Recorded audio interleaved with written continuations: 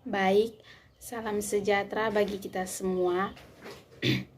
Jadi kali ini kami akan mempresentasikan tugas kelompok kami dengan tema analogi dalam arsitektur. Yang pertama, pengertian analogi dalam arsitektur. Analogi merupakan salah satu pendekatan bentuk yang digunakan dalam dunia arsitektur. Menurut Donna P. Dwyer, analogi merupakan suatu usaha untuk mencapai kebersamaan dan kesamaan terhadap benda-benda arsitektur. Dalam berbagai macam pendekatan analogi dapat dikatakan berhasil jika pesan yang ingin disampaikan atau objek yang dianalogikan dapat dimengerti oleh mayoritas orang. Dalam konsep analogi, hal yang penting adalah persamaan antara bangunan dan objek yang dianalogikan. Maksud persamaan ini adalah pesan yang akan disampaikan nantinya, bukan benar-benar bentuk ataupun ukuran bangunan yang serupa. Yang kedua, jenis-jenis analogi dalam arsitektur. Yang pertama adalah analogi matematis, kedua analogi biologis, ketiga analogi romantik, yang keempat analogi linguistik, yang kelima analogi mekanik, yang keenam analogi pemecah masalah, yang ketujuh analogi adhosis, yang kedelapan analogi bahasa pola, yang kesembilan analogi dramaturgi. Baik, kita masuk ke dalam tahap yang ketiga, yaitu metafora dalam arsitektur. Di dalam arsitektur, metafora juga diterapkan sebagai pendekatan dalam arsitektur. Berikut ini adalah pengertian metafora menurut para ahli. Yang pertama ada menurut Geoffrey Boatman, yaitu metafora dalam arsitektur merupakan salah satu metode kreativitas yang ada dalam desain spektrum perancang. Yang kedua ada menurut Anthony C. Antoniades, yaitu menurut dalam arsitektur adalah suatu cara memahami suatu hal dengan menerangkan suatu objek dengan objek yang lainnya, serta mencoba untuk melihat suatu objek sebagai sesuatu yang lain. Yang ketiga, menurut C. Sinder dan Anthony J. Cetenes, metafora mengidentifikasi pola-pola yang mungkin terjadi dari hubungan-hubungan paralel dengan melihat keabstrakannya. Kita masuk ke jenis-jenis metafora. Menurut Anthony C. Antoniades, dalam bukunya Poetics of Architecture, terdapat 3 jenis kategori dari pendekatan metafora dalam arsitektur. Ketiga jenis itu adalah yang pertama metafor abstrak. Metafora yang berasal dari sebuah konsep atau hakikat manusia, nilai-nilai dan ide seperti individualisme, naturalisme, komunikasi, tradisi, dan budaya. Ide dari metafora jenis ini berasal dari sebuah konsep yang abstrak. Ini adalah contoh dari metafora abstrak, yaitu gedung Replies Building Branson MO di USA. Baik, yang kedua yaitu metafora konkret. Metafora yang berasal dari hal-hal visual serta spesifikasi atau karakter tertentu dari sebuah benda seperti sebuah rumah adalah puri atau istana, maka wujud rumah menyerupai istana. Dapat dirasakan dari suatu karakter visual atau material. Contohnya ada sepatu Haines House yang ada di halaman. Sepatu Haines House adalah rumah berbentuk sepatu di halaman bench Pennsylvania, dibangun oleh salesman sepatu Malon Haines pada tahun 1948 sebagai bentuk iklan. Yang ketiga ada metafora kombinasi, merupakan penggabungan antara metafora konkret dan metafora abstrak dengan membandingkan suatu objek visual dengan yang lain di mana mempunyai persamaan nilai-nilai konsep dengan objek visualnya. Metafora kombinasi dapat dipakai sebagai sarana dan acuan kreativitas perancangan. Berikut adalah contoh dari metafora kombinasi, yaitu Raya Pavilion di London. Berikutnya adalah prinsip-prinsip metafora dalam arsitektur. Yang pertama, metafora berarti usaha untuk memindahkan keterangan dari suatu objek ke subjek lainnya.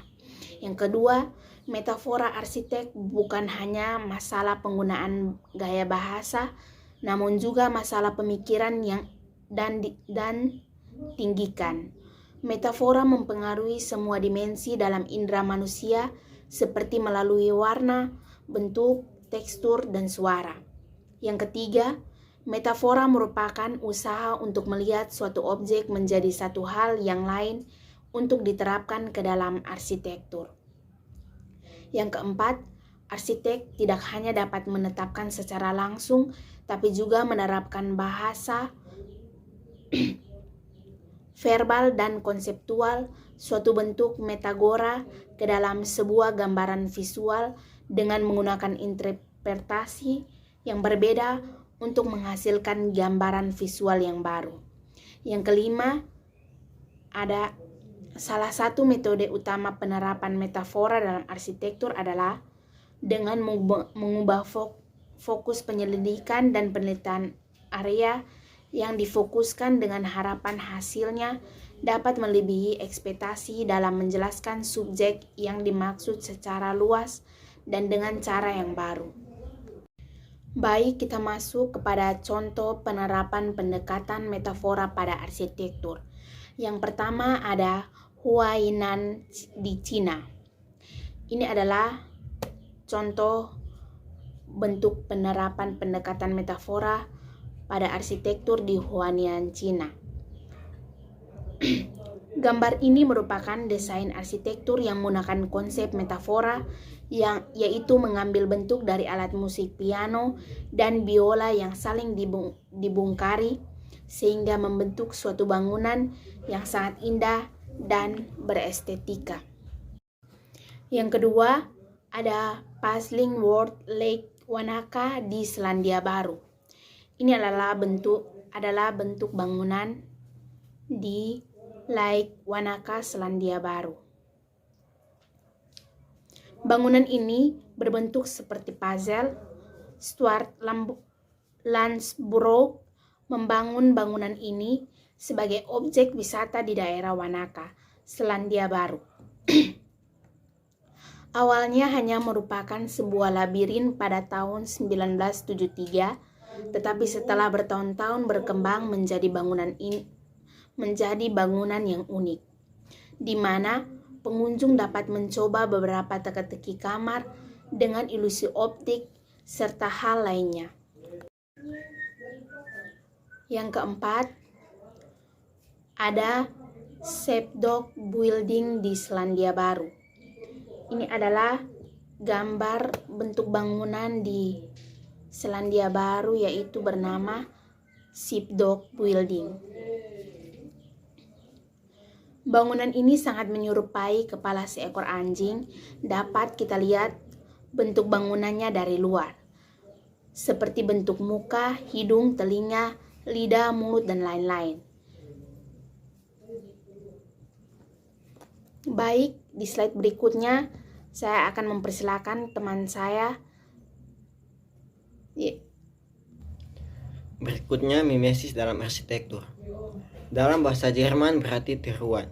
Hilden Hayden dalam arsitektur and modernity, a culture menulis Selama mimesis diartikan sebagai penggambaran atau produksi dari suatu benda nyata, maka akan sulit dilihat kehadirannya pada arsitektur.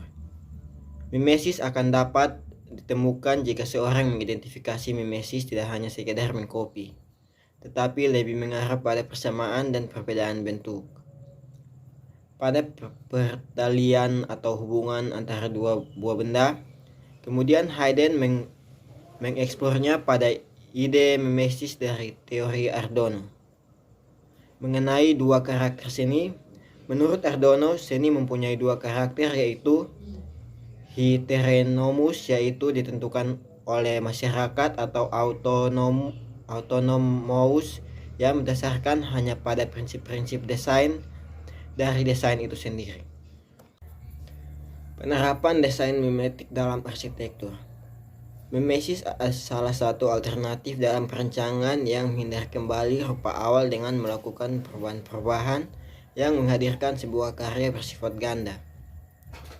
Dari segi aspek konservatif apresiasi estetika, arsitektur mimesis dipandang sebagai yang lebih miskin daripada seni lainnya. Tindakan imitasi yang merujuk pada imaji baik yang universal ataupun yang sulit dimengerti. Arsitektur yang menggunakan literal interpretasi atau visual, mengesampingkan kemampuan pikiran untuk membuat konsep yang lebih luas atau abstraksi dari yang ditirunya. Daya imajinasi hanya terlihat pada yang terlihat saja, namun perancang mimesis memiliki tingkatan, ada yang meniru persis tanpa diolah, hingga sampai tingkat tertinggi mengambil bagian yang tak terlihat dari menghindari melalui konsep. Berikut adalah penerapan dari mimesis. Yang pertama adalah bangunan mimesis naive, yang kedua mimesis advance, yang ketiga mimesis transcendent. Penerapan tema mimetik ini dapat disimpulkan dari pengukuran berdasarkan gubahan massa, ruang dalam, ruang luar, dan selubung bangunan. Gubahan massa bangunan yang menerapkan tentang mimetik dominan berbentuk menyerupai yang mirip suatu objek lain yang merupakan inspirasi dari alam, seni maupun sastra. Ruangan dalam dari bangunan yang menerapkan tema mimetik mengikuti atau menyesuaikan bentuk ruang dalam bagian bangunan yang menerapkan tema mimetik. Ruangan luar dari bangunan yang menerapkan tema mimetik berorientasi pada bangunan tersebut saling menyesuaikan antara bangunan dan lingkungan sekitar, sehingga bangunan responsif terhadap lingkungan. Selubung bangunan yang merupakan tekstur bangunan yang menerapkan tema mimetik ini dapat menyesuaikan kondisi lingkungan dan iklim selain menggambarkan objek lain. Juga menjadi medium ruang dalam dan ruang luar untuk menstabilkan kondisi dalam ruangan. Demikian hasil dari presentasi kami. Atas perhatiannya kami berterima kasih.